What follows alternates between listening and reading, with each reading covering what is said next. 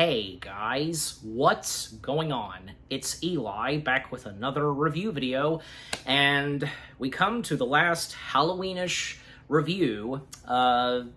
Because I pretty much I had considered and planned on for both me and my dad, joining me for this, reviewing this, and you know what? I think it's best that it's been saved for last. So yeah. At long last, both me and my dad, and, I knew that both of us, we had to review this, and thus we are. And you're watching it, of course, and you read the title, you know exactly what it is, and you can tell because, well, this review being in black and white, as it should be, with what we're reviewing, and, well, hence the shirt I'm wearing. That's right, we are finally reviewing the original and superior one and only from 1959 to 1964, The Twilight Zone. Yes, so, not to mention, The Twilight Zone is celebrating its anniversary from beginning to end, to when it ends, but yeah, so the first things we have to say about The Twilight Zone and how each of us knew The Twilight Zone and were introduced, might as well start with you. What say you? I remember it when I was a kid. It ended the year I was born, in 1964, because I was born in 1964. So I remember watching it. When it was for reruns, basically. Oh, of course, yeah. Obviously. Reruns. And I remember that it was a very interesting show. I was a kid, so there were certain things that kind of probably spooked me. But, well, I mean, who wouldn't, to anybody, yeah. Even little kids. But now it's just fun to watch. And of course. So fast forward to years later when I'm in college, they actually, and I was a broadcast communications major in college. And so I had to take some liberal arts classes and things that were, you had to take theater and that kind of stuff. So one of the classes they offered under the broadcast communications was a class on the Twilight Zone. So for a whole semester, we did nothing but study Twilight Zone episodes and talked about them. I bet that was fun. It was a lot of fun, and our final exam was we had to write our own 23.5-minute script for a Twilight Zone episode. Very own Twilight Zone story. Yeah, and I came up with a good one. Yeah, you've told me about this, and, well, you can share it in this if you want to. I called it the Oedipus Factor, and it was about a young man who is a pilot, and he travels back in time, and he comes through some mysterious cloud, and when he lands, the airport's different, everything's different. Didn't you say it was a green cloud or something? Or? I think so. If I remember correctly, you told me that it was I guess a green cloud or something. I think so, but anyway, he lands back at the airport, and he can tell everything is completely different, all the way down to he's got to needs a quarter to put in the payphone, and it only takes a nickel. So he's like, what's going on? So he starts to realize that he is in back in time, and the plane he was in was owned by another man that was friends of his family, good friends with his dad, good friends with his mom, and who was also a pilot. And this young man, as I recall, he learned to fly from this guy, taught him how to fly. This friend of the family taught him how to fly. So he was in his plane when he goes back in time. So he assumes his identity, and he realizes, I'm trapped here. I've got to find a way to survive. So there's a help wanted ad on a restaurant, and he goes in and he says, it's for a dishwasher. He says, I'll take the job. And so he starts working there. Well, one of the waitress at this diner, they start talking, and one thing leads to another, and they end up having a fling, and he falls in love with her, but he realizes he's got to find a way to get back home. And he's assumed this identity, so that's who she thinks he is, and he goes back in time. But he realizes after he's had this fling with this young lady, this waitress, he finds out who she is, and somehow the way I wrote it into the story, he wouldn't have known who she was, but it turns out it's his own mother. And he finds his way back. He finds that green cloud again. He takes off, finds the green cloud, goes up, gets through it, gets back to his time. Rightful time, yep. And he lands, and everything's okay. Well, later he has a conversation with his mother.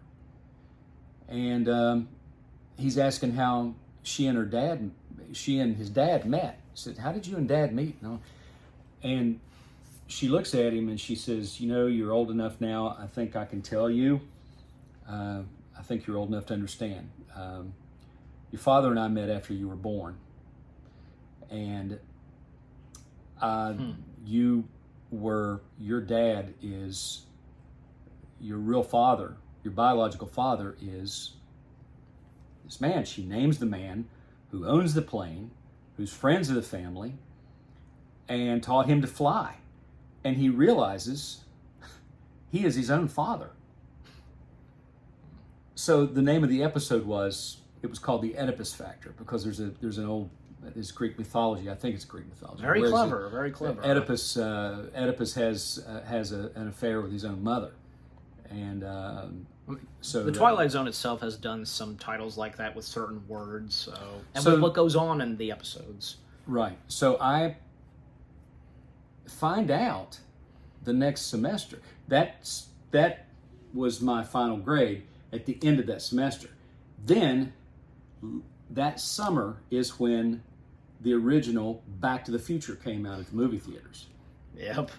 And I went back the next semester, and my instructor, I'll give a shout out to Danny Boyd. He's actually a filmmaker, and he writes graphic novels now, graphic comic books. And if any of you viewers would know that name, maybe very few of you. Danny's a very famous filmmaker within the state of West Virginia. Which he did a couple movies and he even directed something with James Earl Jones. Yes, he did. Yeah. So I ran into Danny, and he says, "Matt," he says, "Are you going to sue for copyright infringement? Are you going to sue Steven Spielberg and Robert Zemeckis and the others of Back to the Future?" And I laughed. I said, "I don't think so." I said, "I kind of think it would be a stretch, But a coincidence. Yeah, somewhere that script actually exists. I think it's somewhere upstairs in the attic, buried. I don't know where it is, but maybe one of these days I'll dig it out. Right. But we appreciate the story you told us. Your very own Twilight Zone. Yeah, it was a fun class. We studied a lot of episodes, and the one episode we studied from season 1 was "Time Enough at Last." Which we'll talk about as we get into the show and talk about the episode some more. But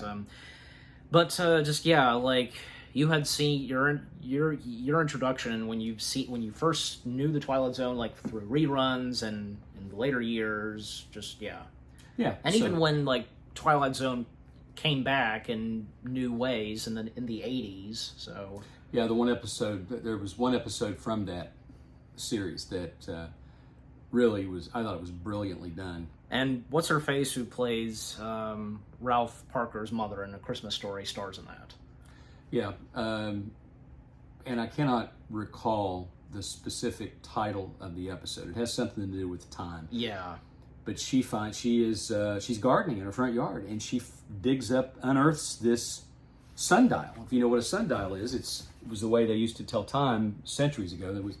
It was a dial, and it had a little thing on it that when the way the sun would hit, according to however the shadow would fall on that needle, it would cast a shadow, and then you would be able to tell time. So she finds this small sundial, and it's like a sculpture. But it's a pendant. It's what it is. It's a pendant. It's a gold pendant. She cleans it up, and she puts a chain on it, wears it around her neck. And her husband's like, "Where'd you find that?" And he said, "I found it in the yard. I dug it up." So breakfast table, the whole family's arguing, and she's just stressed out. And she just finally says, "Shut up!" And everything freezes. Everything freezes. Yeah. She's like, "What? What is going on?" Everything is completely frozen. So she begins to realize slowly that She's in control. she's in control of time because of this sundial she has around. All she has to do is say, shut up, and time freezes. And then she'll say, start talking. And when she says that commandment, start talking again, time resumes. So, and to speed things up, because, well, in that... throughout the episode, there's hints of a Third World War. There's tension between the United States and the then Soviet Union.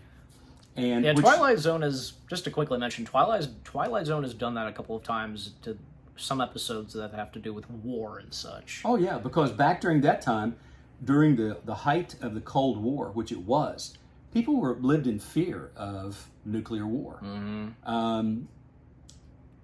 So what ends up happening is nuclear war does break out. Yep. And, her family's huddled together, and she just yells out, shut up. And everything freezes, and right before that lands, strikes. She goes outside. Yes. And she's walking through the neighborhood, and all these, you see people like freaking out, running down the street, and you see cars crashed into each other. You just see just total chaos where people are trying to escape, trying to get away. And then she walks up, and there's a woman on the street, and the woman is looking up like this, and she follows her eyes upward, and when she looks up, there is a Soviet intercontinental ballistic missile aimed at, and it is just starting to flare. It is just starting to explode. So now she's trapped. And it ends off. It ends off like if she is risking to let that happen or for eternity. Just, She either lives in eternity with time frozen, but she knows as soon as she says start talking, she's dead. Everybody's dead. Yes. Her family and everybody else in that town. It leads you to believe probably what happens is that she will maybe go on for a while and finally decide, I'm not going to live like this. I can't live alone. I'd rather not live at all. Yeah. And then she says, start talking, and that's boom. Yes. So that's where you're left. And I thought it was brilliantly done. Mm-hmm. Very disturbing, but brilliantly done. Right. Okay, now turning to me, because now coming to me on my first introduction to the Twilight Zone, I think it was you, because you got me into the Twilight Zone. Yeah. What's your recollection of you introducing me and getting me into the Twilight Zone? I can't recall specifics, but I do know that you picked up on it pretty quickly. You were. A lot of your tastes are sort of like osmosis. You've just gotten them from me because we're both into Star Trek. We're both into Star Wars. Father, like son. Exactly. So this is no different. No. So however you were introduced to the Twilight Zone, and it may have tied in somehow with the Tower of Terror at Hollywood Studios at Disney. I think that could go for some other kids. Because, Tower of Terror having Twilight Zone to it, and to some kids, maybe me kind of, that being one of their earliest introductions and first knowing about the Twilight Zone. Mm-hmm. Yeah. Because I remember you and I, because we've watched some episodes that when we had gotten some of those DVDs, and in the later years, seeing all the other episodes on streaming and stuff like that. Yeah, but for me, because hey, I of course love the original Twilight Zone, and I think it's obvious that no other materials of the Twilight Zone in the later years, they can never top off this Twilight Zone. Right. Of course, this is the superior and the one that started it all. Mm-hmm. And you can't, you just can't discount Rod Serling's stand-up at the beginning of an episode when he does his monologue to set up that whole thing. And the whole time, usually, he's always smoking a cigarette. That's what makes it so mysterious. It's just it's dark and mysterious. But he is so good. And it works for his appearance in the Twilight. Sometimes, he sometimes wouldn't have a cigarette, but sometimes he did. But his delivery is so effective. It just makes the setup. It just makes it dance. The way he talks. Of course. Yeah. him speaking and the dialogue that he gives from beginning to end, fantastic. Yes. No one could ever do it exactly fantastic as he did. No. Or even say like in anything else he did, like best example, Night Gallery. Yeah. Yeah. So Night Gallery was another one that was really good. Which by the way, me and my dad, we've reviewed Night Gallery before if you want to go check that out. So but with the Twilight Zone itself, and now let's get into it and just here's what we're doing, because we won't talk about every single episode. We'll talk about episodes that come to mind, but it's obvious that we definitely have to acknowledge and talk about the episodes that are basically gems of the original, masterpieces. We, of course, have to talk about those. Yes. So from those and any episode that, some kind of underrated, but some that we can think of, but maybe not as really talked about as some of the best ones that we will talk about. You get my point, but yeah, so getting into the show itself, because obviously we have to acknowledge the very first episode, the one that started it all. Where is everybody? Yes. Yeah. Let's say on that episode. Well, I'm reading over the review code, or the brief on it, but I'll read the brief. Mike Ferris finds himself alone in the small Oakwood town, and without recollection about his name, where he is, or who he is, Mike wanders through the town trying to find a living soul, and there's no one there. Yeah. Go ahead.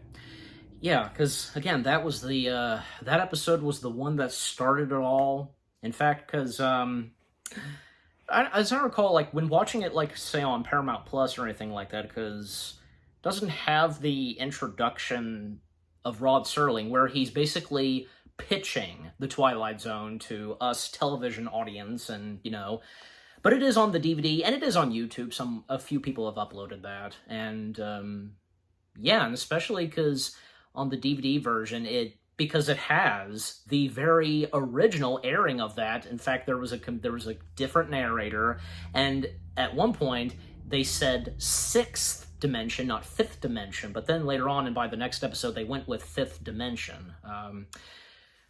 Yeah, Where Is Everybody is what started it all, and that was loosely based off of something of Ray Bradbury's, if I'm correct, but that story. And, not to mention, Where Is Everybody was shot at the Universal Studios backlot, the sets and such.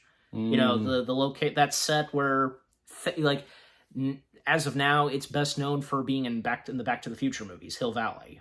Yes. That part of the sets at Universal. Yeah, so I would recognize that. But, yeah, I mean, like, any last thoughts on Where Is Everybody, because with what goes on? And... No, you summed it up. Okay. Well, the fact, because Mike Ferris, like, it was all, apparently it was all an illusion. It was all like a program test or something, Mm-hmm. I want to, if you're finished with that, I want to skip ahead. We are. And talk about... Like I said, we're not going to talk about every as much as we would like to, but we're definitely not the only ones that has not gone through every single episode. But probably, it's probably my favorite because of the fact that it is just classic Twilight Zone. The twist is which one? Time Enough at Last. Okay. Now we talk about one of the first what is considered Twilight Zone episode gems. And the first one we're talking about, which is from season 1, Time Enough at Last, starring the late legendary icon Burgess Meredith as Mr. Henry Bemis. It was actually episode 8 of season 1, but yeah, Burgess Meredith. One of the very early episodes. His character works at a bank, and he wears very thick glasses, so he has very poor eyesight. He has to rely on these very thick, powerful glasses in order to see. He loves to read books. He's a complete, total bookworm. Total bookworm. His wife is domineering. And his boss. And so he's very... And I'm pretty sure that some other people would just... Even like one lady at his desk was not interested in what Bemis had to say about a book he was reading. Right. So there we go. So Bemis actually is just totally henpecked. His wife, like I said, very domineering, not a very nice lady at all. I'm married to a fool. Yeah, God. And she's very insulting. And pardon my French, very disrespectful. And pardon my French, but it's true. Acting very much like a bitch to him. Just Pretty much. Yeah, pretty much. So Am I not wrong? You're not wrong. There you go. But he ends up... Why did he even marry her in the first place? in order to have peace of mind and peace and quiet to read, Yes. he goes and he'll close himself up in the bank vault. Now, if you know what a bank vault is, bank vaults are very strong. Have very thick walls. A lot of times they're underground, not the new ones, but the older ones that would be underground. Very thick walls, very thick door, steel door, so you can't to keep burglars from getting into it, breaking into it. So he would go in the vault where the money was, sit down, read his book quietly at lunch. Yeah. And he had a watch so he could keep track of the time, and so he would know when his lunch hour was up. And he would read, and that's what he looked forward to every day, was going down and reading in the bank vault. Yes.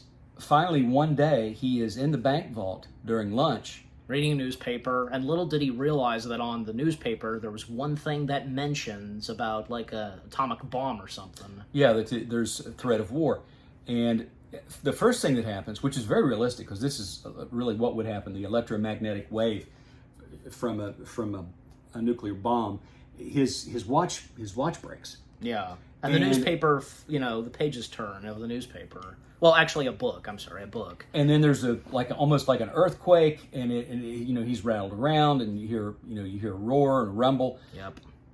He comes out, and the bank is... everything's gone. Yeah. Everything's wiped out. Everyone's dead. And as Rod Serling, we hear more narration of Rod Serling, an 8-hour tour of nothing but a graveyard. Yes. But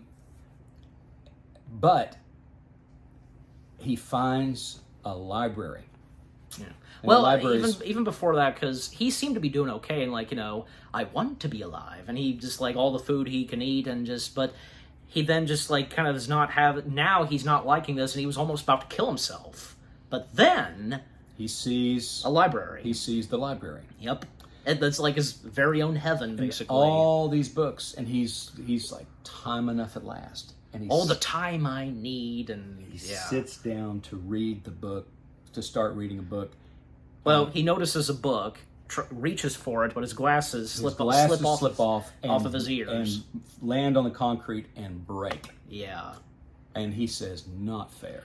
It was time. It's not fair." Well, as we pointed, we screened that in my class that I took in college, and somebody spoke up and said, I would be finding, and I don't even think Sears exists anymore, but there used to be Sears lens crafters. They would make glasses for you while you waited. He said, I'd be finding an abandoned Sears store and going in lens crafters and finding me some glasses. Well, if there had been any, I'm sure there would have been another store that would be something like that back then. Yeah, I mean, it's not like he's, it's the end of the world. I mean, unless he's just almost completely blind without his glasses, and he may be, which may be more of a challenge, but, yeah.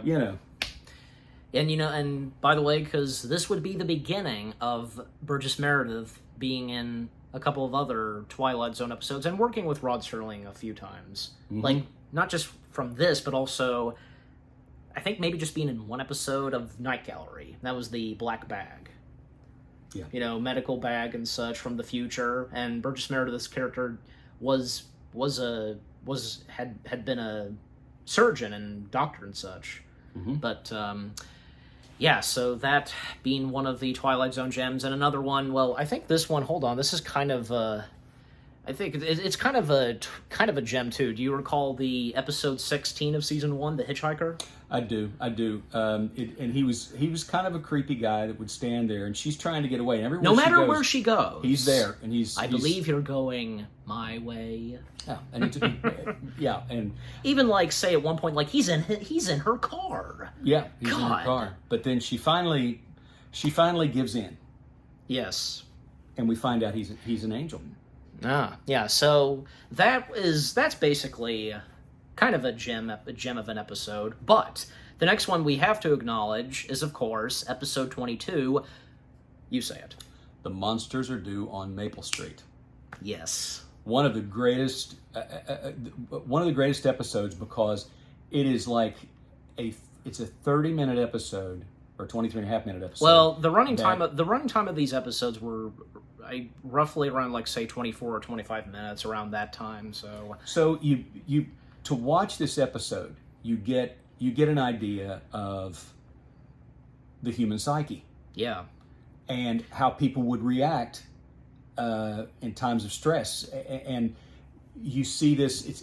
There is a level of paranoia in this episode. It just goes. It's next level paranoia, because things start happening on Maple Street, different things, and people think that everybody else is a monster, and that they're talking to people from outer space. They're talking to aliens and all this stuff, and it just keeps. And some great people that were in this, from Claude Akins, Jack Weston, and Amzie Strickland. She actually played in the Andy Griffith Show. Played a couple of characters there, 2 or 3 characters really, but there was some really good, but the actors were so good because they really played that the people paranoid and delusion well. And the people on Maple Street at the very beginning, this street seemed like a peaceful and happy place. But then when pardon my French, when shit happens and just stuff just like the power goes out and just everything, and they're just wondering what's going on, and they suspect some things, especially Tommy, believing that it could be aliens. Yes. And yeah. But the one Claude Akins character, Steve Brand, is now actually he's trying to make amends and trying to keep things cool. He's actually the smartest one of the group. Exactly, because he's not giving into the paranoia. He's not giving into the fear. No. And the suspicions that the other neighbors are raising about their neighbors. It's like they turn on one, and then they'll turn on another, and then they turn on another. Exactly. But the interesting thing is that the power will go off, and then power will come on over here at this house, and then they point to that person's house, and they say, "You're the one," and then that power goes off there, and the power comes off. The first one that happens is with Charlie, after he mistakenly shot someone who went to go check, I guess, like on the power or whatever. Right. And Charlie didn't know who it was, and how was he supposed to know? No, but he shouldn't have fired the gun. Yeah, but not intentionally. So. Well, you finally see, as everybody's just basically losing their minds. And Charlie first saying that, I know who the monster is. It's a kid. It's Tommy. Yep. Well, it's kind of understandable to point at Tommy because of the stuff that Tommy said. Well, he's just trying to get, and he's desperate to try and get everybody to not look at him. Yeah. I mean, he knows he's not guilty.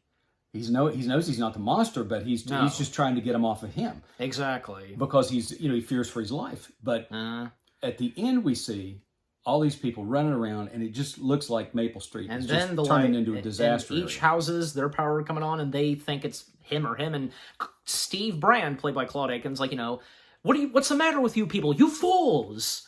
And then they back away, and you see a flying saucer sitting on a hillside. And two aliens. Two aliens, and they're doing this. They're doing it. It's an experiment. They're observing. They're watching because they're learning how to basically invade Earth. Yes. And how to conquer. And they know now they can conquer with fear and paranoia. Mm-hmm. So that's what they set out to do. Yes. Uh-huh. Very interesting episode. It is. Any other episode of season 1 that you can think of? Not off the top of my head. Well, I've seen this one, episode 28, A Nice Place to Visit. Yeah, with Sebastian Cabot. Yes, Sebastian Cabot. He played Mr. French in Family Affair. Yeah, this guy, Henry Francis Valentine, who dies in a shootout with the police, and he wakes up in the next world where his every wish is granted forever. And Henry Francis thinks that, he's in heaven. And, well, the character that Sebastian Cabot plays, an angel or something. Yeah. But the twist is, he's not in heaven. He's in hell, basically. Yeah, and Sebastian Cabot's character establishing that to him, so... and you realize, because Sebastian Cabot, he had to bleach his beard and hair white for this episode. Yep. Yeah. So do you have any recollection of that episode? I do actually. I don't remember specifics, but I do recall the episode. Yeah. Okay, but I think that was a pretty good episode. And this one we have to acknowledge, I think, is another Twilight Zone gem, and that being, of course, the After Hours. We were talking about that off camera, because that one, a woman is treated badly by some odd salespeople of an otherwise empty department store floor. And you want to take it from here on this one? No, you go ahead. But I do want to recall this. And last night, it's so funny because that episode was on our sister station last night, MeTV. I was up. I went to bed. I fell asleep, and I woke up, and that episode was on, and I remembered it. I don't remember all the specifics or the plot line, but I do remember that you see this salesperson walk by. Okay, you you are taking it from here, basically. So. So. Well, no, it's just, I'm just going to say this part, and then you can. Well, you the can finish it out. details, the details is she sees it was interesting how they shot it because it's a mannequin. This has to do with some mannequins and such, and her believing that she's a mannequin. I'm a mannequin. That's what I am, a mannequin. Right. And that you see a mannequin walk by, and the way it's done, and I knew instantly how they did. Excuse me, miss. It's a medium shot, and they've got someone carrying a mannequin, and they're carrying it, and they're the way a person would walk. The cast members, the late Anne Francis playing Marcia White, the main character of this story, and Elizabeth Allen as saleswoman, James Milholland. Thank you. Correct. Yeah, as Mr. Ambrusters. Yeah, he was a great character actor, and he played in a lot of comedies through the 60s. Yeah. And again, just like seeing this mannequin and when they turn it around and like a close-up shot of Marcia White, shocked. Mm-hmm. Yeah.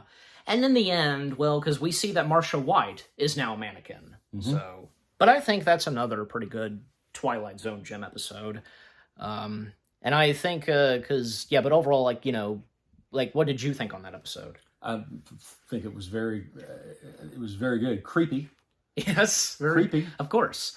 And have to acknowledge the final episode of season 1, A World of His Own. Mm-hmm. Edwin's son being the main star of this. Do you have any recollection of this? You've seen it before. I've seen all of these before, but to recall specific episodes like you are, no, I can't. I'm not going to be able to do that. Yeah, basically, because description / the story. A writer demonstrates he can control reality simply by dictating changes. Right. Yeah, with a machine that he talks into. Correct. Mr. Henry Bemis being played by, again, Edwin's son, the late Keenan Wynn, and with this very lovely lady, Mary, being played by Mary LaRoche, whom, by the way, would be in another gem of a Twilight Zone episode, which we'll get to later on, and just flirting with Mary. But the thing is, Gregory West is a married man. Victoria West being played by Phyllis Kirk. Mm-hmm. Because Victoria confronting Gregory, and because how did Mary where did that lady go? Because Mary disappeared, and Gregory West demonstrating, and her name is Mary, and describing how Mary looks, and the first thing that Mary does, and Victoria just not believing in this stuff, and even when at one point Victoria is threatening to leave, and then Gregory stopping her, saying, "A giant red-eyed elephant is right outside my hall and will not let her pass." Even the elephant is credited as well. Did you realize that? Yeah. Yeah. And in the end, Victoria is still, not putting up with this, but Gregory even showing her, this case or something with envelopes of people's names, and he has hers, she swaps it from him and puts it in the fire, and big mistake on her, and that's when she realizes that her husband was really telling the truth and he was gonna bring her back, but then he decides for it to be Mary, and now she's Mrs. Mary West. So, right. And the final episode of season 1 was the first time we saw Rod Serling on screen. And Rod Serling, what he says, and Gregory just, not pleased with what Rod is saying, shouldn't be saying this nonsense, takes Rod's envelope, throws it in the fire, and Rod's he's calmingly taking this, and the last thing he says before he vanishes, well, that's the way it goes. And and the last bit of narration from Rod Serling, Mr. Gregory West, living happily and in complete control of the Twilight Zone, basically. So Yep. I guess more because in this episode, Gregory West having control and in the palm of his hands the Twilight Zone. So, but that was a pretty good, fun episode, and for that being the last one of season 1. Move to season 2. Yes. So, like I said, not talk every single episode, but Let's try and pick a couple as each I said, season. yeah. That way, that's what we've been doing. Well, so. we just did like 5. Well, Let's that's do 2, still not a your that's audience still will not be a here lot. all night long listening to this stuff. It'll be good. So, go ahead. So like the episodes of season 2, because I want to do this one because this is my personal favorite. A Thing About Machines. Mm-hmm. Bartlett Finchley's paranoia about the machines around proves true. And in this one, because, and as Rod Serling describes, rather like he was born too late or too early in the century, and how Bartlett Finchley feels towards machines, and, it's like the machines turn against him, and especially, like, some of them saying, "Get out of here, Finchley." And the late Richard Hayden playing Bartlett Finchley, and Barney Phillips, who plays the TV repairman, basically because the machines, I guess, from what we can tell, like, his paranoia is true. It's real, that the machines are turning against him, and even towards the end of the episode, his car, at one point, chasing him, and causing him to drown in a pool. And the people in that town, even, like, say, the cop and such, they didn't suspect anything, of course, and when they found his body in the pool, he wasn't floating. He was, just sank like a rock. And it could just be that maybe he was drunk or paranoid, delusional, and such, but little did they even know that apparently it more likely was real, with what was going on with him in the house and with the machines. Side note here on some of the characters. Barney Phillips actually played in an episode of the Andy Griffith Show. Barbara Stewart, Mrs. Rogers, who worked with Bartlett Finchley. She played on Gomer Pyle, USMC. She played Vince Carter's girlfriend, Bunny. Yeah, a nice mentioning to Andy Griffith, not to mention, because the Twilight Zone and the Andy Griffith were on at the for the over the CBS years. Studios. Over throughout the years. So, I mean, Andy Griffith kept going even after the Twilight Zone sadly got canceled. Andy Griffith there's even a mention of the Twilight Zone in an Andy Griffith episode. Oh, is there? Yes, it's called The Haunted House. Oh, yeah, I've seen that episode, but I forgot about the mentioning of the Twilight Zone. Barney tells Andy, he says, there's plenty of stuff going on right now in the Twilight Zone we don't know anything about. Which I thought was a funny, nod to the Twilight Zone. Yeah. And the episode, and you know what, because it's nice after A Thing About Machines, other great episodes that come after that, because I think we obviously have to acknowledge them, of course. They are definitely Twilight Zone gems. The Howling Man. Mm-hmm. What's say on this one? Read the description. You remember what goes on, don't you? No. Seeking refuge from a storm, a traveler comes upon a bizarre abbey of monks who have imprisoned a man who begs for his help. Yes. When he confronts the head monk, he is told that the man is the devil and he must decide whom to believe. And that's the thing, because eventually he does free whom is in the in the dungeon, and it did turn out to be the devil himself. Right. Yeah. Now that was a pretty good one. And after that one, I'm going to take the next one. You do. This is another Twilight Zone gem that we are about to talk about. The Eye of the Beholder, and it also went by another title for a while, The Private World of Darkness. A young woman lying in a hospital bed, her head wrapped in bandages, awaits the outcome of a surgical procedure performed by the state in a last-ditch attempt to make her look normal. So we see this woman lying in a hospital bed. Her face is completely bandaged. We never see the doctors' or nurses' faces. We just see them from the neck down. Right. And you can see them in the shadows. Yes. Brilliantly shot.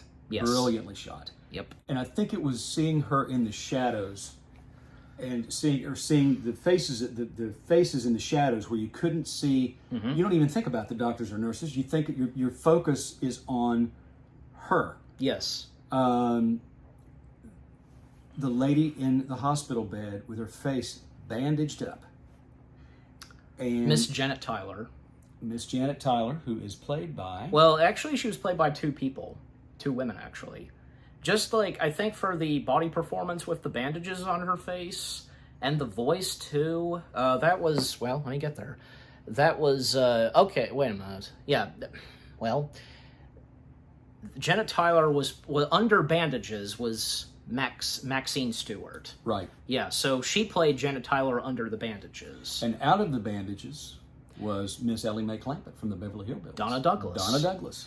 Uh-huh. And what we do find out... And if I quickly point out, it's nice to see that, and you know what? Donna Douglas not having that much lines, but of course she has to, and to keep with what Maxine Stewart brought to Janet Tyler, like having her voice be deepened a bit, because so that's nice to see, still sticking in with what Maxine Stewart was doing. So once the bandages come off, they start to take the bandages off slowly, and they show from the perspective of her, and they actually have bandages wrapped around the camera lens. It's actually, the way they achieved that, from what I read, I think it was, they did like a fish bowl or something. Yeah, that makes sense. But they had wrapped it, and, like they put the camera is in the fish bowl. Yes, right. And they put the bandages around the goldfish bowl.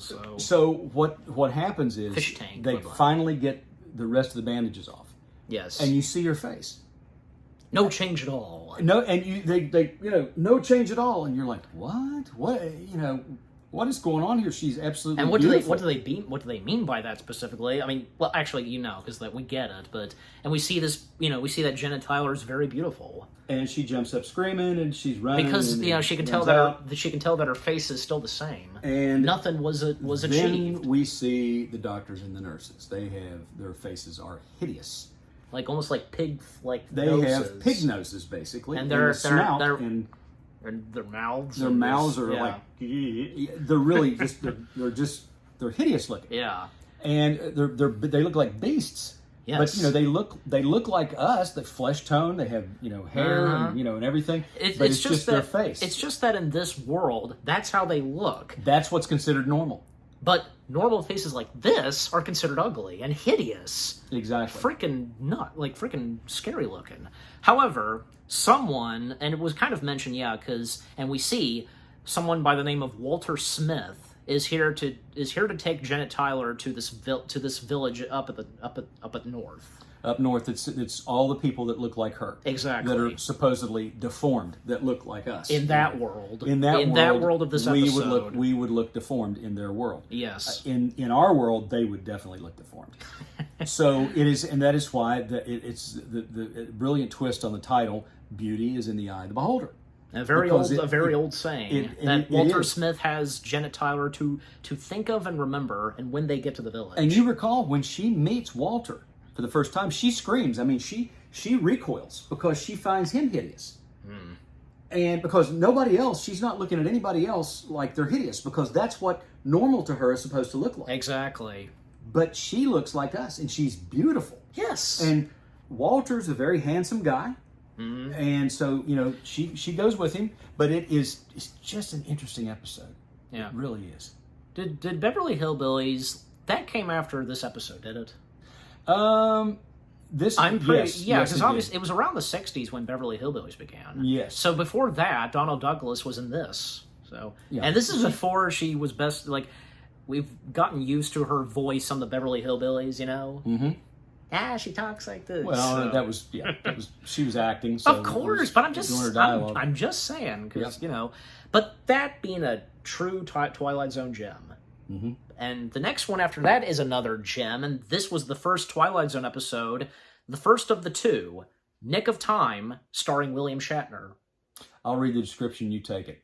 A pair of newlyweds stopping in a small town are trapped by their own superstition when playing a fortune-telling machine in a local diner. Yeah, and basically because they get too attached by this thing, and they just really want to know if their future is good. If it turns out good. Right.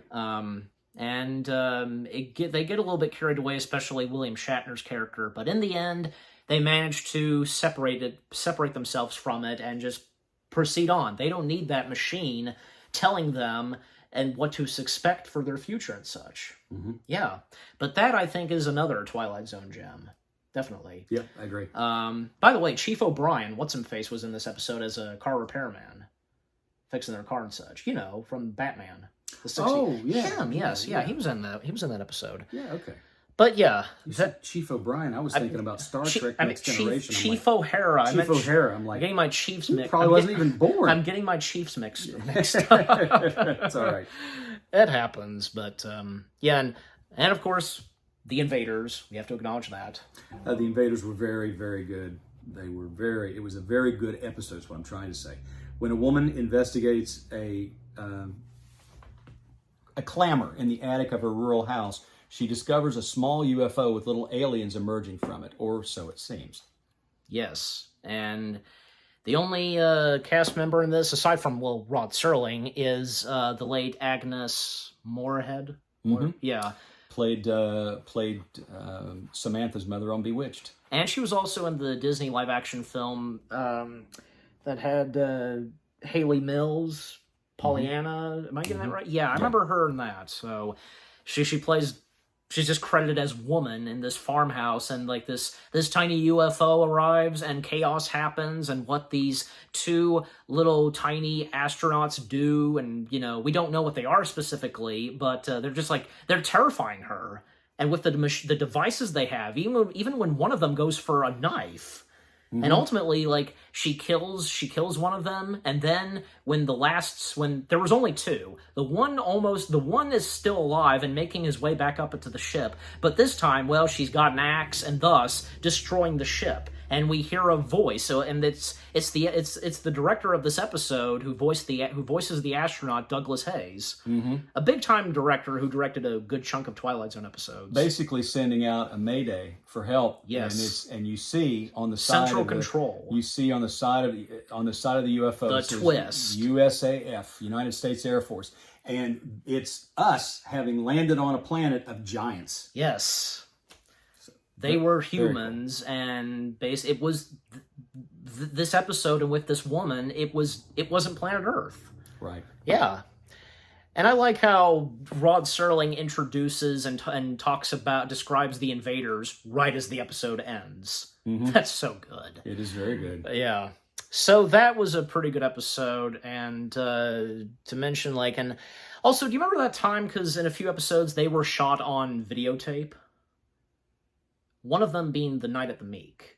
The quality and such. Yeah, it's just like Doctor Who, the original Doctor Who. I do remember that, in fact, yes. There were a few episodes just in season 2 where they were shot on video camera. Mm-hmm. And the audio quality, it sounded clear and good. So, yeah, the last 2 episodes of season 2, which are gems as well. Will the real Martian please stand up, and the obsolete man? Right. Anything to say on them? You can take Obsolete Man. I'll say a little bit about. I don't have that much to say on the Obsolete Man, but basically the Obsolete Man is basically in this future. A library is declared obsolete, and reading and so on, and the main character is going to be sentenced to death and such. It's actually the librarian himself. Yeah, librarian, and with books and such. Right. Yeah, right. Are declared not good in that future. Well, season 2 of episode 28, the one before that, Will the Real Martian Please Stand Up? Yes. Following a frantic phone call about a crashed spaceship on a winter night, state troopers Bill Paget and Dan Perry try to determine who among the bus passengers at a snowed-in roadside diner is a visitor from another world. Yes. And it could be anybody in that cafe, Yep. As it turns out, it's this, there's a gentleman there who's an English gentleman, and he's wearing a coat, trench coat and such. Trench coat, and he sits down at the bar with the waiter, and they just Ross being played by the late John Hoyt. Yeah, they're having a conversation, And this is at the end of the episode, and the only two remaining is, the bartender Haley and Ross. Because when it seems as though that nobody was a Martian at all. But at the very end, we find out, and the dialogue between Ross and Haley, very interesting, especially starting with Ross, and we find out that Ross is an alien. And he comes from Mars, yeah. He's got another arm. He has a third arm because he starts to light a cigarette, and you see this other arm come out to light the cigarette. So now he's got 3 arms. So then you realize this guy is an alien, and he said, "I'm from Mars. We've been here." And then Barney Phillips' character, Haley, the bartender. But the twist, twist is it's not just one alien. There's another. Haley, the bartender, pulls his hat off. And he first talks about, say, Venus, colonies from Venus, because he comes from Venus. And when he takes, and if you're still alive, I think you'll see how we differ. And a third eye is unveiled. Third eye. He has a third eye. And he just starts laughing. And that's pretty much how the episode ends. And basically Ross is screwed, because nobody from Mars is coming. Nope. Yeah. And evilly laughing, and because, he and the people from Venus have won. Mm-hmm. So... But that was a pretty good one, and because I mentioned Night at the Meek, anything to say on Night at the Meek? The only Christmas episode of the Twilight Zone. Yeah. You don't remember that one? No, I don't. Art Carney plays Henry Corman, normally unemployed, once a year taking the lead of Santa Claus, and... oh, yeah. Now you're bringing it back a little bit, but I'm still... Yeah, and the late John Fielder was also in this. He played Henry Corman's boss, and John Fielder, to Disney fans, including you and I, the original voice of Piglet. Mm-hmm. Yeah, so... And I tell you, John Fielder, boy, how a mean boss he plays in this, Golly. Yeah. But that because how upset and drunk Henry Corman is, and how sad he feels towards the people, and how some not able to spend Christmas. And then at one point, because something happens for him, out of nowhere, a magical bag shows up where he's at, and it has presents no matter what. Mm-hmm. And giving it to people, he's at one point taken into the police, and eventually it's all cleared up, and he's not pulling anything, and this is for real. And in the end, he is basically now declared as the new Santa Claus, I want to say, because there's Santa's sleigh and an elf waiting for him. Yep. And yeah, so, but I think that that was another Twilight Zone gem too. From season 2. Absolutely. Yeah. And again, that was shot on videotape. So I think that, you know what? I think it's okay that some of them were shot, mainly because due to the budget on some of the episodes. Yeah. Oh, and we can't forget to mention very quickly on the Odyssey of Flight 33. Oh, yeah. That's another gem one. Twilight Zone gem. Odyssey of Flight 33 was very good. To keep it short, because the Odyssey of Flight 33, what kind of plane is it again?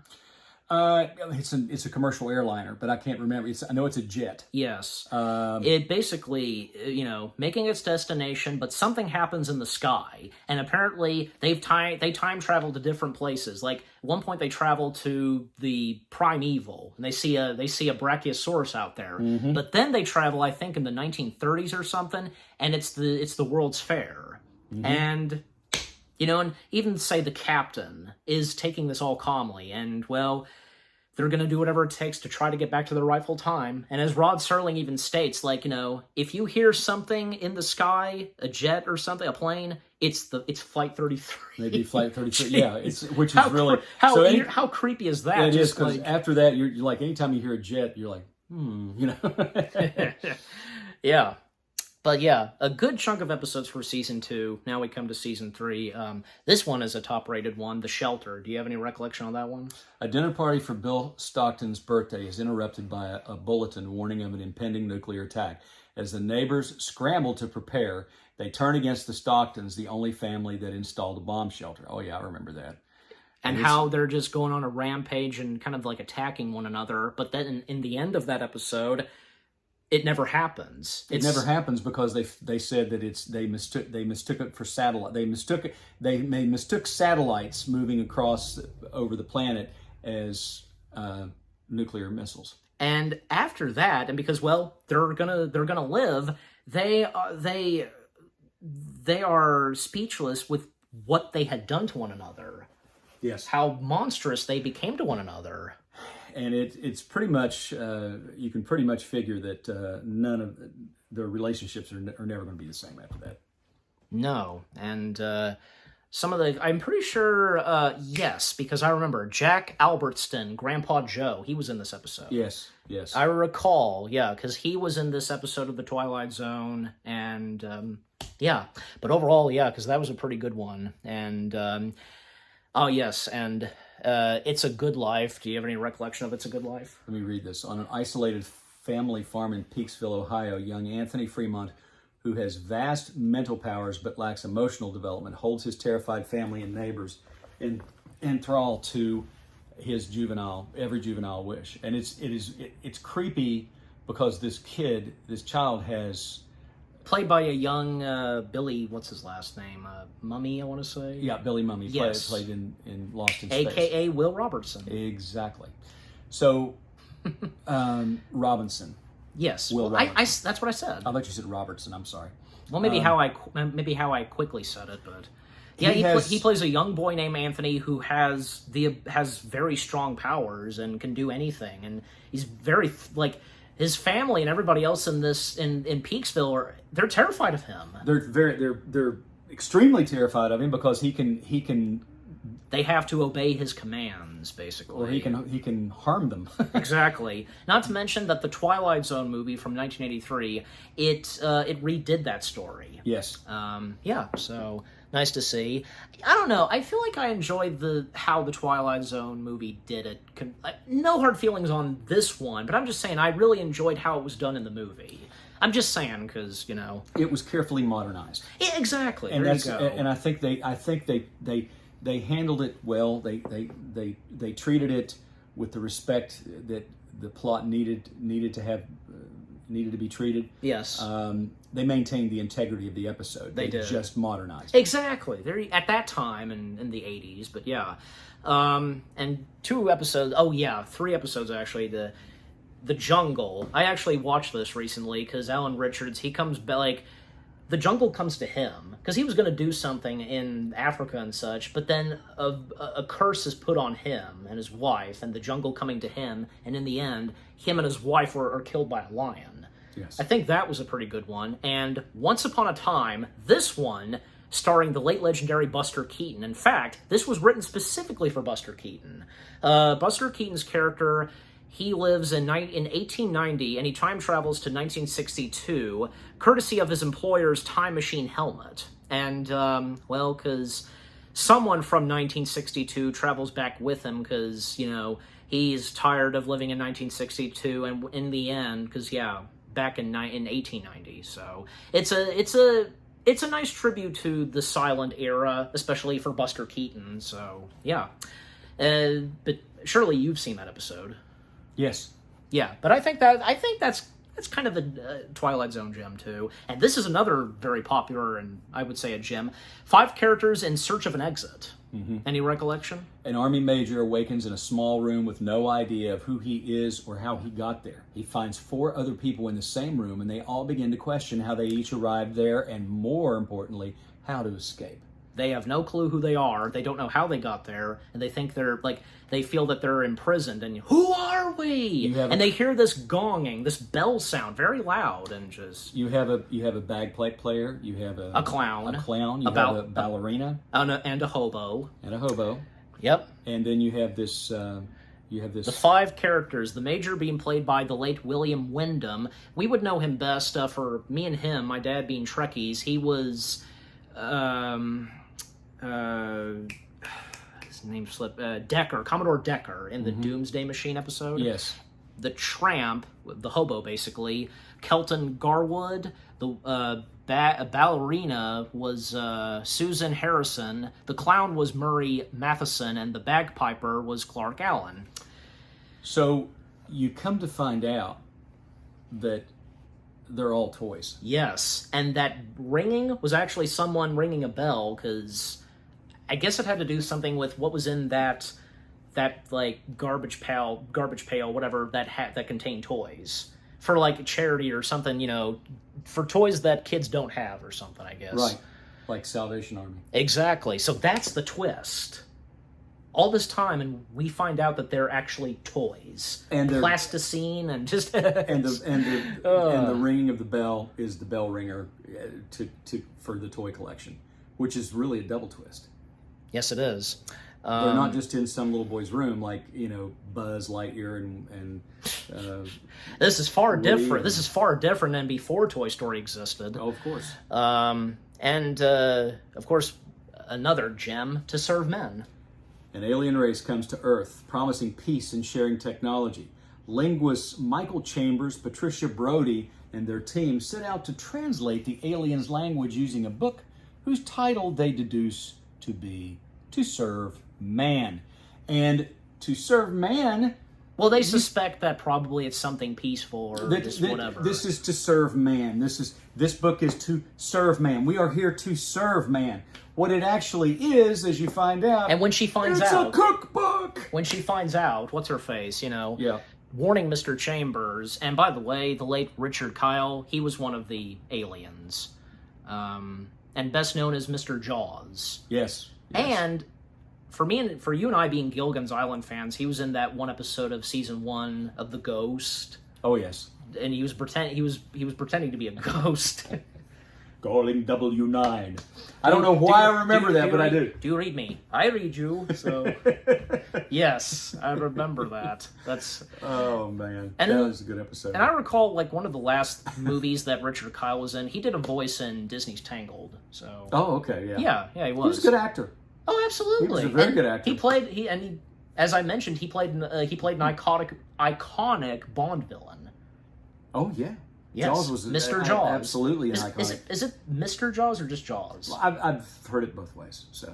Either way, but this was a pretty good one. And by the way, because you mentioned and how you said it, it's a cookbook. Because do you recall that Lloyd Bochner, is that his last name is pronounced? Yeah, I would say Bachner. Bachner, there we go. Do you recall his cameo in Naked Gun 2? Because when it's revealed that there's a bomb in the building and such, and everybody's panicking, and we see him out of nowhere, and he has the To Serve Men book. Oh, that's from actually. I think Naked Gun 2. 2? I thought it was 33 and a third. No, it's from Naked Gun 2. The Smell of Fear. Oh, okay. Yes. Okay. Yeah, I remember that. I remember that now. I assume that the very first time you saw that, you cracked up. Oh, of course. Yeah, that's, not to mention that joke would be done a couple of other times. I know that The Simpsons did that. The first Madagascar film did that too, but yeah, it's definitely an iconic episode, To Serve Men. Mm-hmm. Yeah, and with what goes on and with that book. Yes. It's amazing. So yeah, and to quick mention this, because this would be in the movie and how it would be redone, Kick the Can.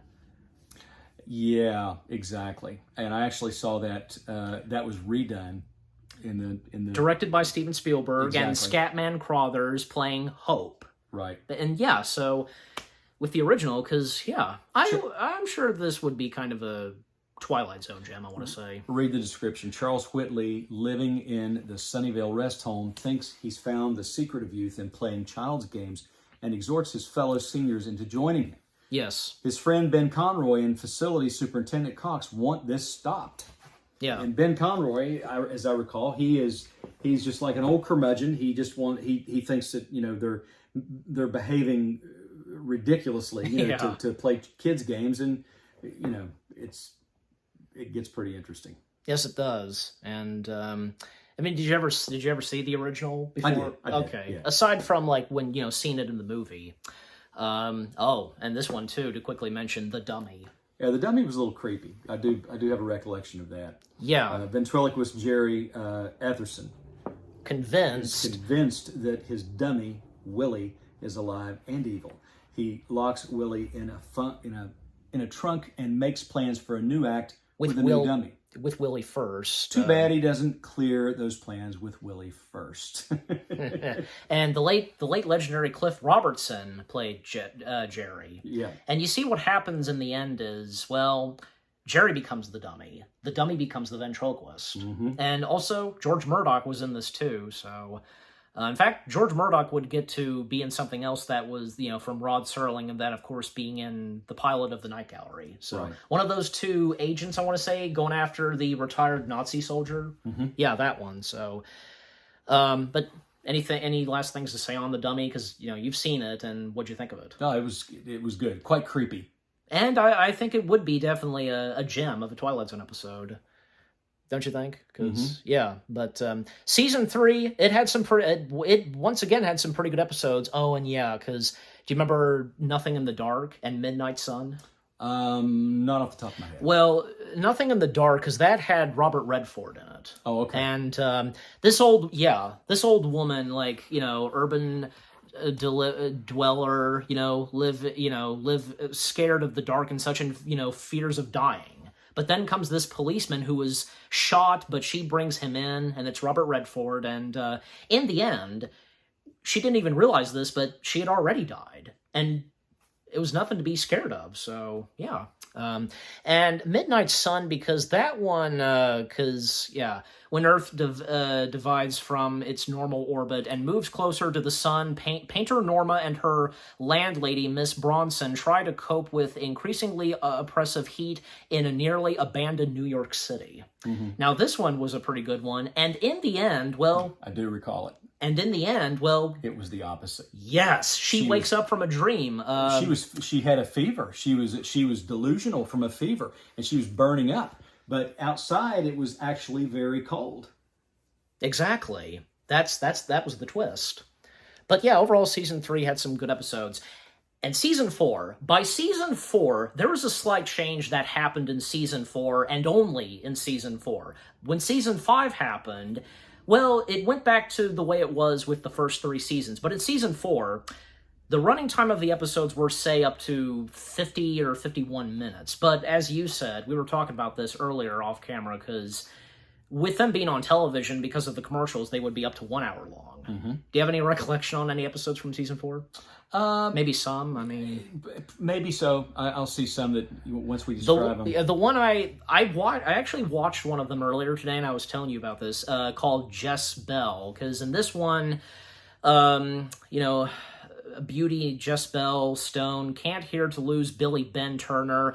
She's jealous and she wants him back because Billy Ben is about to marry a rich girl, and Jess Bell meets with Granny Hart, who's a witch, and just no matter what, she just wants to be with Billy Ben. But coming with a prize, what happens is drinking something, and something happens to Jess Bell, and basically like turning into a leopard or something.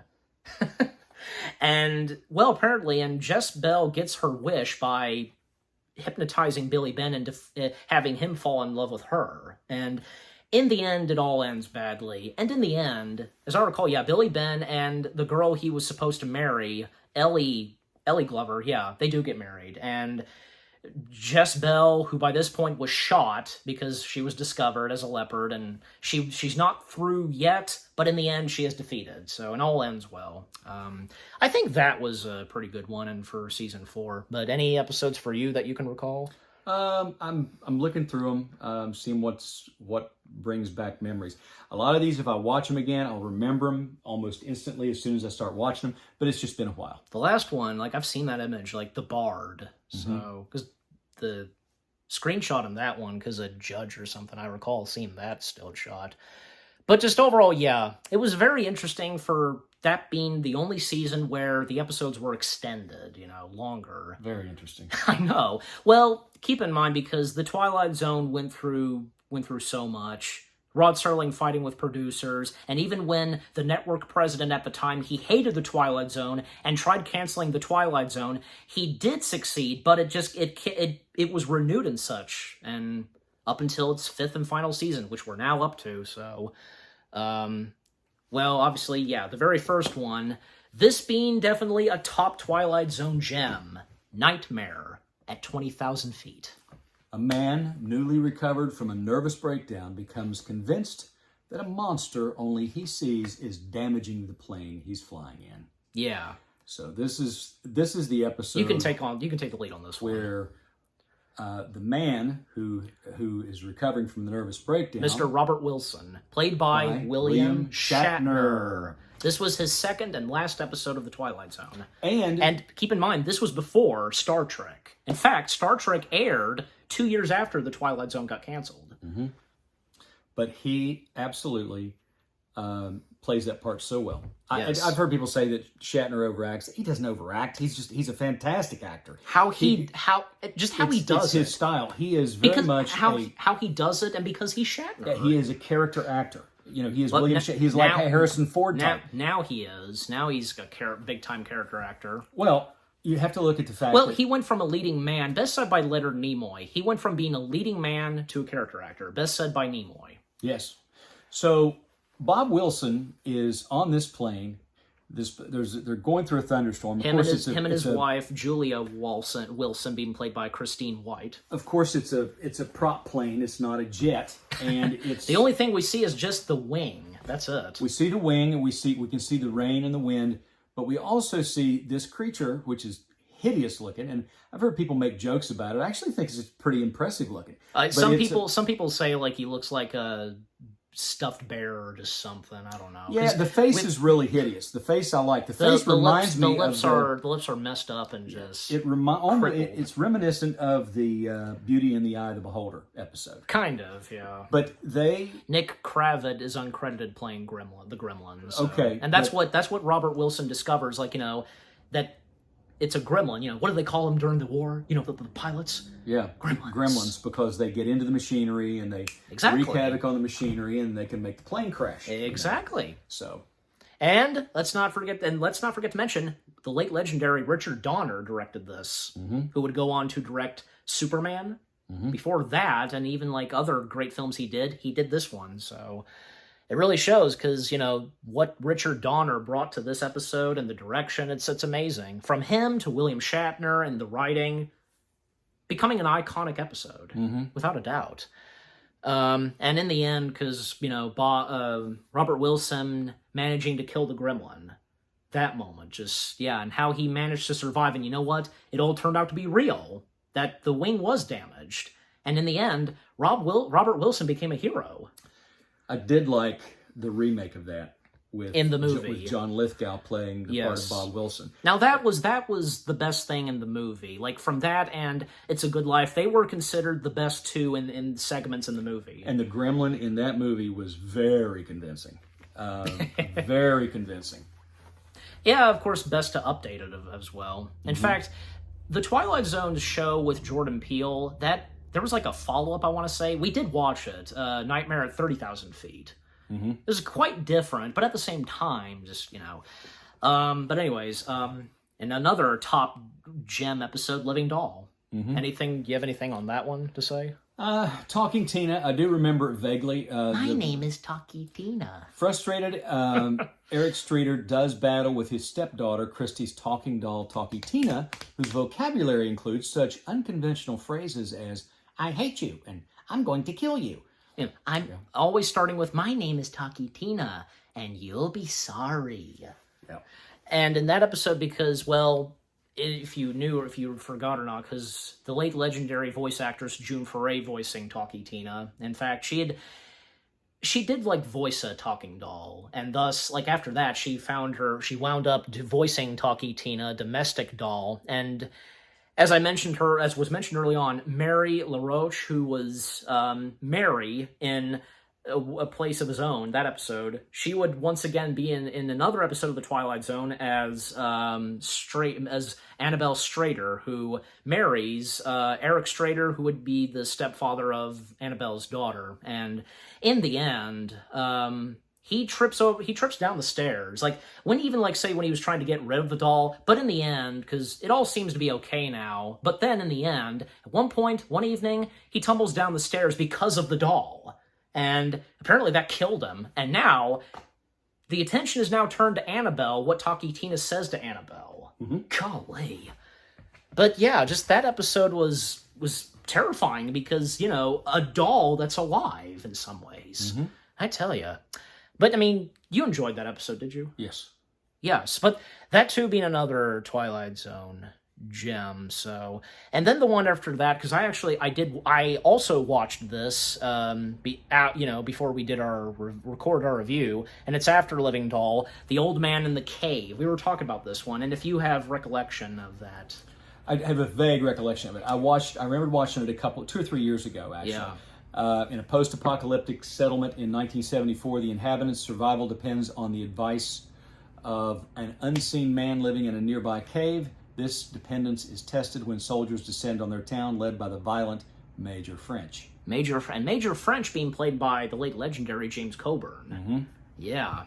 And the old man in the cave, basically someone who's always coming back from the cave is Goldsmith, and Goldsmith being played by John Anderson, whom he was the captain in The Odyssey of Flight 33, and he did appear, I think, in a couple of other episodes of The Twilight Zone. But anything else to say on that episode?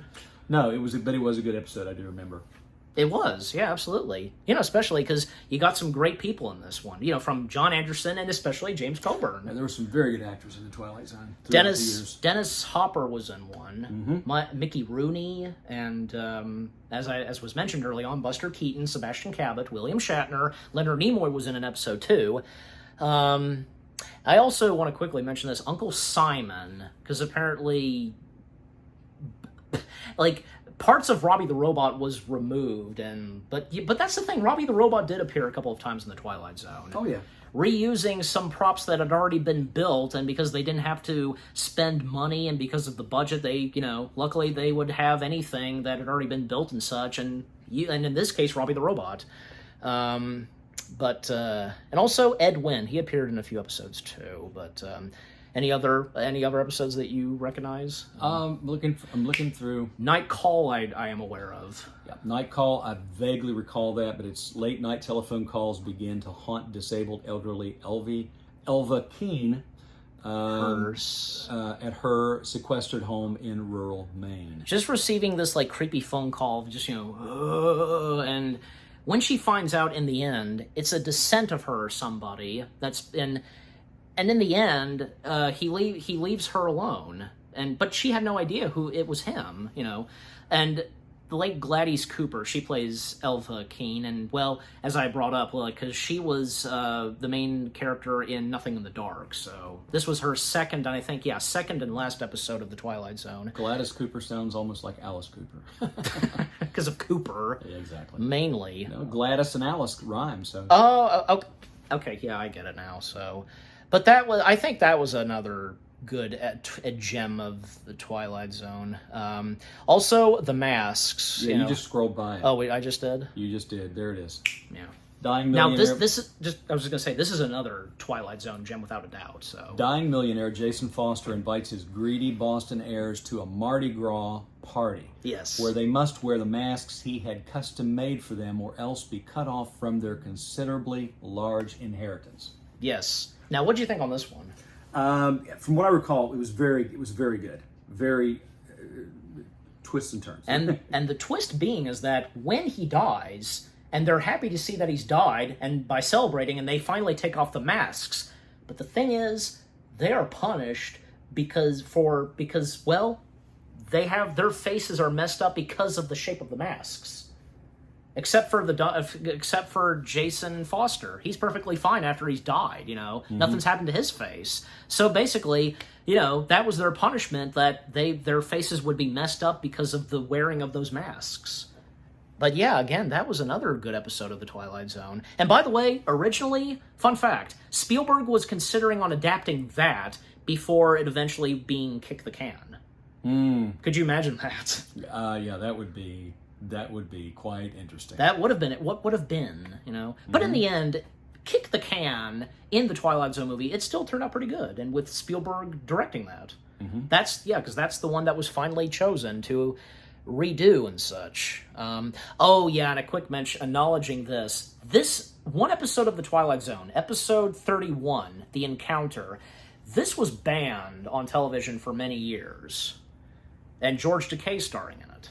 Do you have any recollection of this one? I do not have a recollection of that one. And you have no recollection? You did not know that this was banned? I did not know. Well, it was. I mean, even by reading the description slash the story, you can get an idea why back then it was banned and such. Jeez. But how times have changed, but yeah. But I think that was another pretty good one, too. All right, and now coming to the last one, of course, having to acknowledge the very first episode of The Twilight Zone, and of course we have to acknowledge the very last one. I've seen this a few times. The Bewitching Pool. The Bewitching Pool. Do you have any recollection of this one? I do. Two children escape their bickering parents through a portal in the bottom of their swimming pool to a magical land watched over by a kind old woman the children call Aunt T. Yeah, and I think they even call it say a gingerbread house, even though it's not really, but you know. That's the feel anyway. Yeah, so what do you have to say on the final episode? What do we have to say on the final Twilight Zone episode? And just Well, you take it. You start off and I'll chime in. Well, it's hard to believe that, because this was the very last episode of the original Twilight Zone. Well, and again, as I stated, how the Twilight Zone went through so much troubles while it was being made, from fighting with producers, executives, to the network president, and when ultimately the network president at the time won by finally and officially terminating the Twilight Zone. But oddly enough, a year after the Twilight Zone got canceled, the network president got fired. So, and from what I also heard, Rod Serling wasn't upset with the Twilight Zone being canceled. Especially even if you knew this or not, the Twilight Zone was kind of repeating itself with some stories. Mm-hmm. I mean, what can you tell? You can see where it would get to a point where it was almost like making sausage. I mean, that you would just another way to put at it. Exactly. Another way to look at it is that after you get so many ideas. And hang on, I was going to give an honorable mention here. Oh, and I did want to give an honorable mention to what, but you start. Season 5, episode 26. I Am the Night. Color Me Black. It gets honorable mention because this episode aired the day after I was born. Oh, yeah. Friday, March 27th, 1964. I was born on Thursday, March 26th, 1964. You were lucky that, hey, it was still going on for a little while after you were born, because the very last episode, Bewitching Pool, because that came out a few months after you were born on June 19th of that same year. But do you have any recollection on that episode that aired right as you were born? I can't go back that far. All right. I've probably seen it before, I'm sure. All right, but one episode I do want to acknowledge, I wish I could remember the name of it. Maybe if I see the image, but there's one episode where this couple, two people, they wake up and they find themselves in this town where it's completely deserted. And yes, this is it. Stopover in quiet town. The morning after a wild night of partying, a hungover married couple awaken in an unfamiliar and artificial place. This town where they wander around and nobody's there, and even say when they come across someone in a car, which is a dummy, trees that are fake, a squirrel that's a dummy too, and throughout the episode they hear this giggling from a little girl, and in the end, turns out that they were captured by aliens, giant aliens. The little girl's daddy, captured them from Earth, and now they're her little pets. In the model and such that she has. Yep, I remember it. Golly, I mean that's a good twist. That's a very good twist. Yeah, so you remember that now? I do remember it now. Yes. Once I see it, I hear about it, hear the story. I'm like, yeah, okay, I remember that one. Okay, there you go. Yeah, so that's the way a lot of them. Yeah, but coming back to Bewitching Pool, because again, this being the very last episode of the Twilight Zone, and the kids, well, mainly the little girl, because if you did not know this or not, she was dubbed by June Foray. Because apparently they couldn't afford to bring the little actress back to do the dubbing and such. Well, especially because there was some noise going on in the backlot or whatever. But, June Foray voices Sport, the dubbing of Sport Sherwood. Mary Badham, if I'm saying her last name right.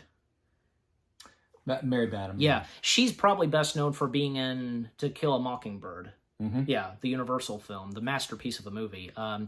Dee Hardford as Gloria Sherwood, and Todd Andrews as Gil Sherwood, and also Georgie Simmons as Aunt T. and Jeb Sherwood, Jeffrey Byron. Yeah, so them diving down in this pool and ending up in this place where they meet with Aunt T and also another kid by their age, Wit, being played by Kim Hector. And things kind of get out of hand, especially because they keep disappearing. And in the end, the parents have their kids like listen to them and just like it's a very important discussion that they're going to divorce. And giving them the option if they want to live with their dad or mother, and they decide that they're not going to stay with them anymore. They're going to go back to where they were with Aunt T. Right. And as I recall, because they never returned, so, yeah. But again, like, that being the final episode, I mean, you know, it's not a bad episode in how the show ended, but really, because, you know, it's not like the grand finale, because, again, the show got canceled, so... I mean, how else can you end it? I mean, you could maybe Exactly. save back it's not like you can save back the best episode and go out with a bang. I mean... There you go. There were so many good episodes, so... Well, and how back then a lot of good shows in the 1960s were canceled and how they ended. You know, from Star Trek, Gilligan's Island, Batman, need I go on, at that time. You know, because... With the Twilight Zone getting canceled, in the later years, thankfully, and sadly even after Rod Serling passed away, Twilight Zone would make a comeback. Starting with the movie, because Rod Serling had pitched a movie and tried shopping it, but even after he passed away, Warner Brothers decided to do the movie. They brought Spielberg on board for this, and from there on, and when a new Twilight Zone show came in the 80s, as we talked a little bit about, and in the later years, more Twilight Zone content, no matter what, rather like a new adaptation of the show, or even like, say, comic books. I recall there were some comic books, whatever. You know what? All of them could never top off the original and superior from the late 50s to 60s, what Rod Serling had created, his baby. So our final results and last words we have to say on the original one and only Twilight Zone, the one and only, the original, yeah.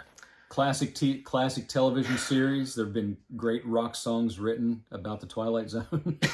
like one that comes to mind that I know you're thinking of too, Rush. Yeah, from 2112. There's one called The Twilight Zone. Yep. Golden Earring wrote a song called Twilight Zone. That's a very good song. Yeah, if it's this, because I just remember, like, you know, I'm in the Twilight Zone and da-da-da-da. Is it them? And I'm listening to the Twilight Yes. Zone. Yeah. And I can't remember the... I recall. I've heard it before, so... I can't recall the lyrics, but I know the song. It has a great riff. It's a good song. Yeah.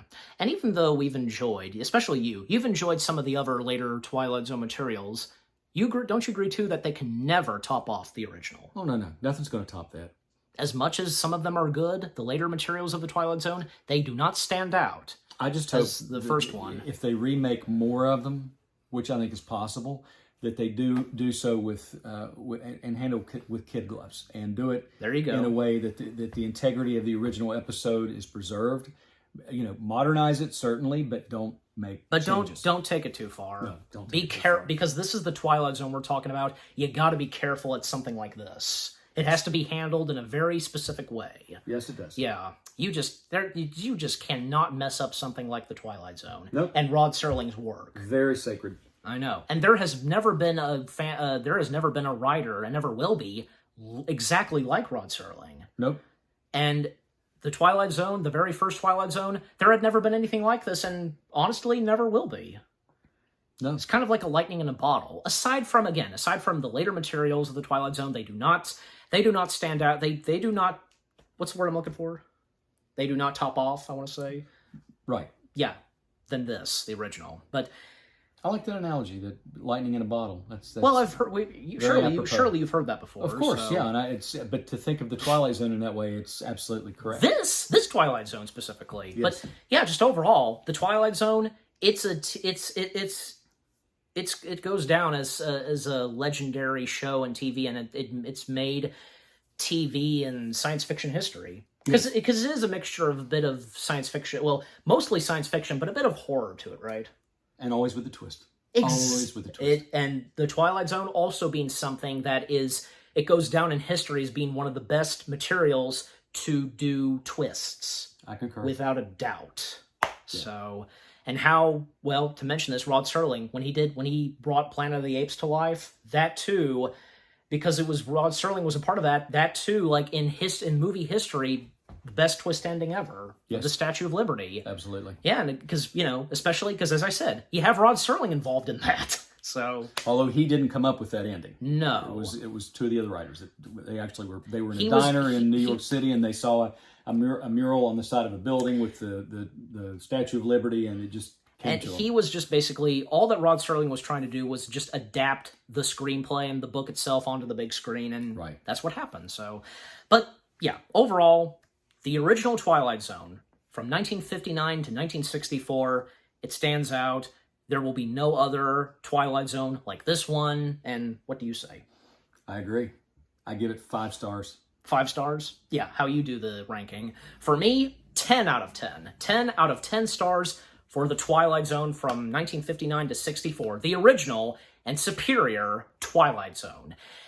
And what about you guys? What do you think of the original Twilight Zone? I mean, surely you guys would agree, too, that this, aside from any of the other later Twilight Zone materials, they can never top off the original. Which are some of your favorite episodes? Like, whether if it's the top gem episodes, or if it's any underrated episodes. Yeah, what are some of your favorite twist endings? And, from episodes that have happy endings, but most of the time they don't. Yeah, and some of the actors that were in the episodes, which were some of your favorites, and were you terrified? Were you a bit scared and such when you were little? Just, just like me and him, anybody would at a very young age. Overall, what do you think of the original Twilight Zone? And with what me and my dad had to say, our review, and yeah, what did you think of our review? Leave comments and give this review video a like as always. And so, with all that being said, thank you very much for watching. We hope you guys enjoyed our review of the original and one and only Twilight Zone. More review videos are coming your way. They're going to be awesome. Keep looking forward, and we'll see you guys in the next video/review. And, well, that's Halloweenish materials for the weekends for this year has come to a close. It's been fun, and hey, what a great way to end off with us reviewing the original Twilight Zone. Perfect. Save the best for last, without a doubt. Definitely. Absolutely. The Twilight Zone is definitely something perfect to watch Halloween time.